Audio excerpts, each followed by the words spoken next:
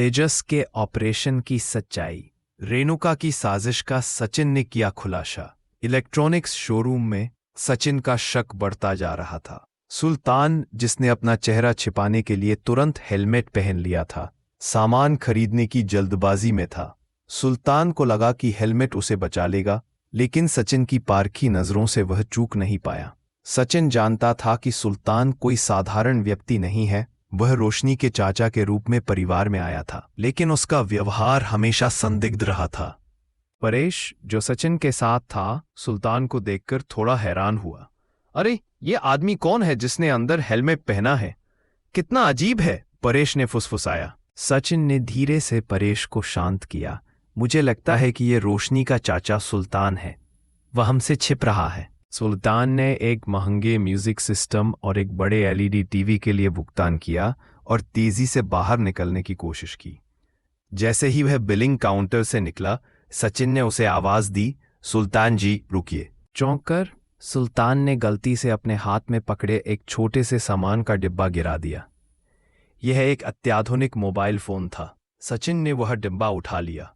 सुल्तान बिना डिब्बा लिए तेजी से भाग गया और अपनी मोटरसाइकिल पर बैठकर हेलमेट में ही चला गया। सचिन ने परेश की ओर देखा। एक चाचा जो इतनी महंगी चीजें खरीद रहा है और हमसे छिप रहा है। हमें यह देखना होगा कि उसके पास इतना पैसा कहाँ से आया, खासकर तब जब तेजस के ऑपरेशन का खर्च अभी भी चुकाना बाकी है। अगले दिन सचिन और साइली ये पता लगाने के लिए निकले कि सुल्तान ने वह सामान कहाँ रखा होगा। साइली को याद आया कि रोशनी अक्सर अपने चाचा की आर्थिक मदद करने की बात करती थी। साइली ने सुझाव दिया, शायद हमें रोशनी से बात करनी चाहिए, लेकिन बिना उसे शक हुए। उधर रेणुका और तेजस अभी भी सचिन और साइली के पैसे मांगने की बात पर गुस्सा थे। रेणुका ने तेजस को समझाया कि साइली सिर्फ लड़ाई भड़का रही है और उनका मकसद परिवार को बांटना है। बेटा, तुम देख रहे हो ना, ये लोग तुम्हें कभी अपने बराबर नहीं मानेंगे। कल इन्होंने ऑपरेशन के नाम पर इतना पैसा मांगा, कल और कुछ मांगेंगे। ये तुम्हारी खुशियों से जलते हैं। रेणुका ने तेजस के घावों पर नमक छिड़कते हुए कहा। तेजस, जो अभी भी ऑपरेशन से उबर रहा था, अपनी मां की बातों से प्रभावित हो गया। उसने फैसला किया कि वह साइली को सबक सिखाएगा। सचिन, साइली और आकाश ने सुल्तान के खरीदे गए महंगे इलेक्ट्रॉनिक सामान का पता लगाने का फैसला किया। साइली को याद आया कि रेणुका अक्सर अपने मायके के एक पुराने और खाली पड़े गोदाम का जिक्र करती थी, जो शहर के बाहरी इलाके में था। मुझे लगता है सुल्तान ने चोरी का या महंगा सामान छिपाने के लिए उस गोदाम का इस्तेमाल किया होगा। वह जगह काफी सुनसान है, साइली ने अनुमान लगाया। तीनों ने मिलकर उस गोदाम का रास्ता खोजा। जब वे वहां पहुंचे तो ताला खुला हुआ था। अंदर एक बड़ा एलईडी टीवी, म्यूजिक सिस्टम और कई इलेक्ट्रॉनिक गैजेट्स करीने से रखे थे। बिल्कुल वही सामान जो सुल्तान ने शोरूम से खरीदा था। सचिन, आकाश और साइली अभी सामान की जांच कर ही रहे थे कि बाहर से कुछ आवाजें आईं। वे तुरंत एक बड़े बक्से के पीछे छिप गए। गोदाम में प्रवेश करने वाले लोग कोई और नहीं बल्कि रेणुका और सुल्तान थे। सचिन, साइली और आकाश सदमे में थे। रेणुका सुल्तान के साथ इतनी महंगी चीजों के बीच क्या कर रही थी? रेणुका सुल्तान से कह रही थी, सब कुछ ठीक से रखा है ना? तेजस के ठीक होने के बाद हम इसे धीरे धीरे बेच देंगे। ये पैसे हमें सचिन और साइली के उन पैसों के बिल से बचाएंगे जो वो बार बार मांग रहे हैं। सुल्तान ने हाँ में सिर हिलाया। चिंता मत करो।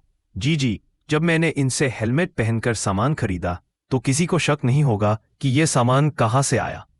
मैं कह दूंगा कि ये मेरे किसी दोस्त का है। रेणुका, बस एक बात का ध्यान रखना सुल्तान, ये बात किसी को पता नहीं चलनी चाहिए कि ये पैसे कहाँ से आए, खासकर साइली को नहीं, वह जरूर हंगामा करेगी। सुल्तान, जी, चिंता मत करो। ये सारा प्लान मैंने और आपने मिलकर बनाया था।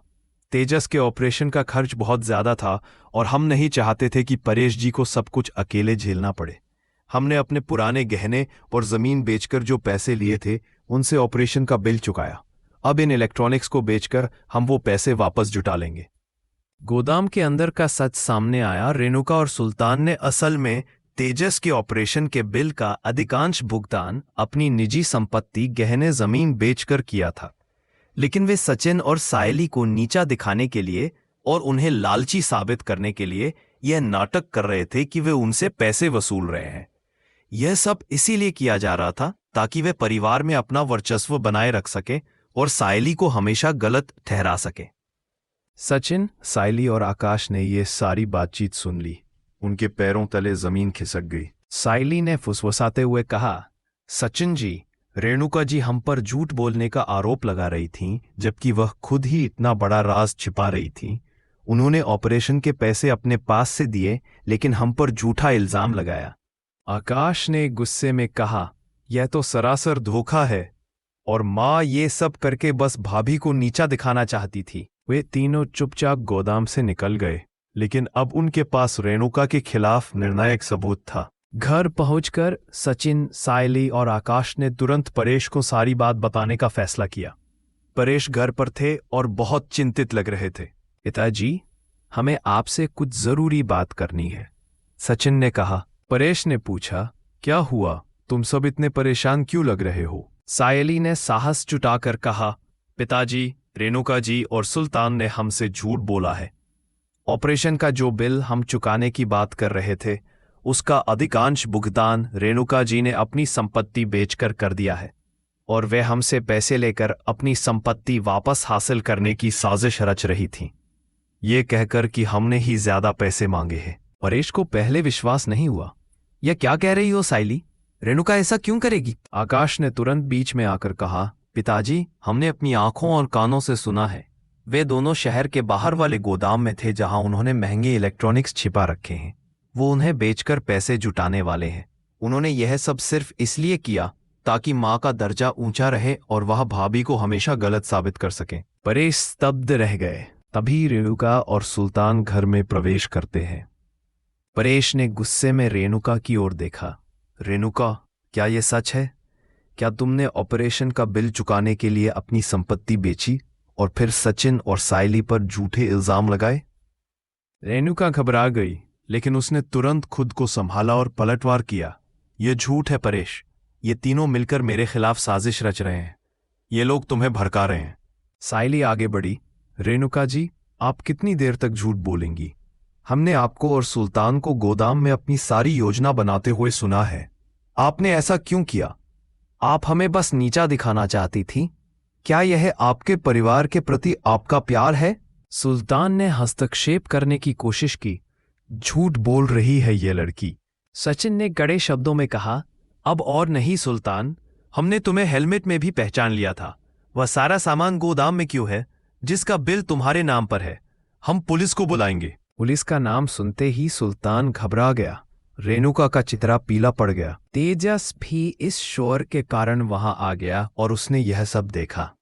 उसे विश्वास नहीं हो रहा था कि उसकी मां इतना बड़ा नाटक कर सकती है। परेश ने कठोर आवाज में कहा, रेणुका, तुम्हारा यह व्यवहार अक्षम्य है।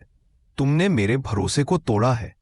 तुमने परिवार को तोड़ने की कोशिश की है। रेणुका को अपनी गलती का एहसास होता है, लेकिन वह अभी भी पूरी तरह हार नहीं मानती। वह तेजस की ओर देखती है। तेजस, मैंने यह सब तुम्हारे लिए किया। मैं नहीं चाहती थी कि तुम्हारा ऑपरेशन पैसे के अभाव में रुके, और मैं नहीं चाहती थी कि सायली और सचिन तुम्हें दबाएं। तेजस अब तक सदमे में था। उसने अपनी मां की तरफ देखा। उसे याद आया कि कैसे उसकी मां ने उसे भड़काया था। मां, तेजस ने टूटी आवाज में कहा, आपने मेरी जान बचाने के लिए इतना बड़ा त्याग किया, यह अच्छी बात है, लेकिन आपने मुझ पर झूठ क्यों बोला? आपने सायली और सचिन के सामने मुझे इतना गलत क्यों साबित किया? मेरे लिए यह जानना ज्यादा जरूरी है कि आपने मेरी जान बचाई, ना कि यह कि किसने ज्यादा पैसे दिए। तेजस का यह भावनात्मक जवाब रेणुका को अंदर तक झकझोर देता है। उसे समझ आ गया कि उसका झूठ अब सामने आ चुका है और उसके बेटे का भरोसा टूट चुका है। आगे देखने को मिलेगा कि रेणुका सबके सामने अपने किए पर शर्मिंदा होकर माफी मांगती है, लेकिन इस खुलासे का असर रिया और ममता के रिश्ते पर भी पड़ता है। ममता रिया से कहती है कि वह आकाश के परिवार के झूठे और गरीब लोगों के साथ नहीं रह सकती और उसे तुरंत घर वापस आने के लिए कहती है।